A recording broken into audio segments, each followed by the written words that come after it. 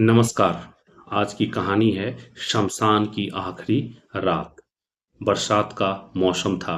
रात के लगभग 11 बज रहे थे। आसमान में काले बादल छाए हुए थे और बिजली की चमक बार बार पूरे इलाके को रोशन कर रही थी।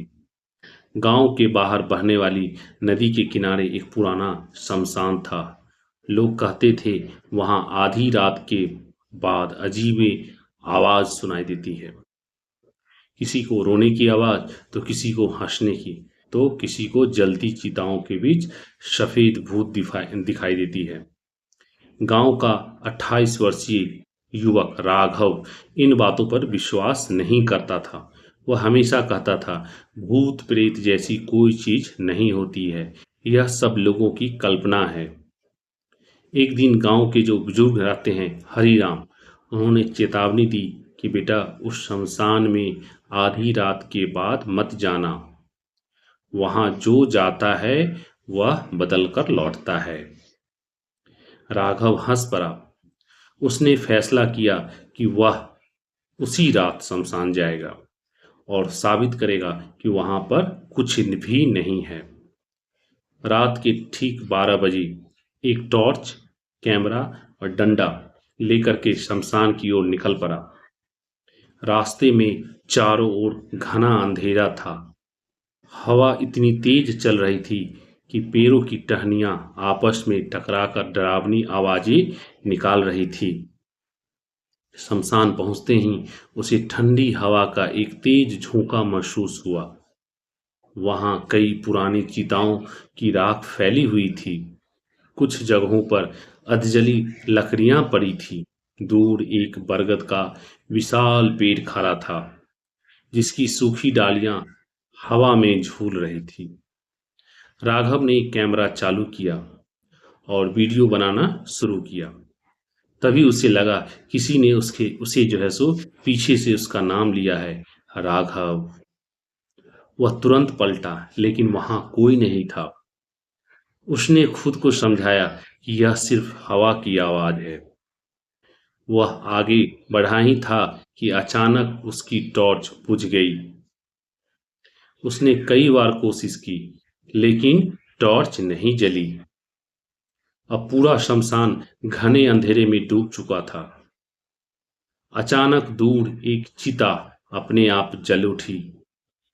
राघव के कदम वहीं रुक गए। राघव के कदम वहीं ठहर गए। उसने देखा, आग के बीच एक भूत खड़ी थी। धीरे धीरे वह भूत उसकी ओर बढ़ने लगी। राघव ने हिम्मत करके पूछा, कौन हो तुम? बताओ कौन हो? वहां पर कोई जवाब नहीं आता है। बस पैरों की घसीटने की आवाज सुनाई देती रहती है। कुछ ही पल बाद वह भूत गायब हो गई।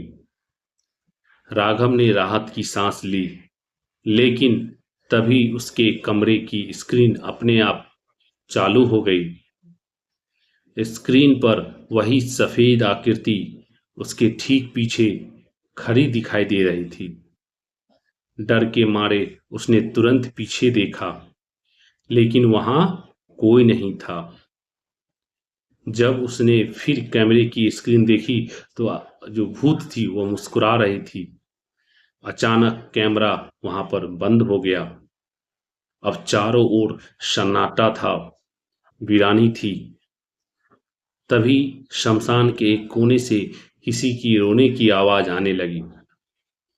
राघव धीरे धीरे उसी दिशा में बढ़ा। वहां एक बूढ़ी औरत सफेद साड़ी में बैठी रो रही थी। उसके लंबे बाल चेहरे पर बिखरे हुए थे। राघव ने पूछा, माँ जी, आप कौन हैं? औरत ने धीरे धीरे अपना चेहरा उठाया। उसकी आंखें पूरी तरह से काली थी। चेहरे पर कोई भाव नहीं था। वह अचानक खड़ी हुई और बिना पलक झपकाए राघव को देखने लगी। अगले ही पल वह हवा में गायब हो गई। राघव का दिल जोर जोर से धड़कने लगा। वह भागने लगी। वह जो है वहां पर भागने लगा। लेकिन जितना दौड़ता उतना ही उसी बरगद के पेड़ के पास लौट आता, मानो शमशान उसे बाहर जाने ही नहीं दे रहा था। अचानक चारों ओर धुआं फैल गया। धुएं के बीच कुछ धुंधली खुद दिखाई देने लगी। वह सभी धीरे धीरे उसकी ओर बढ़ रही थी। वह भूत की आंखें लाल थी। वे एक साथ बोलने लगी, यहीं रुक जाओ, हमारे साथ रहो। राघव ने आंख बंद कर ली और पूरी ताकत से दौड़ता रहा।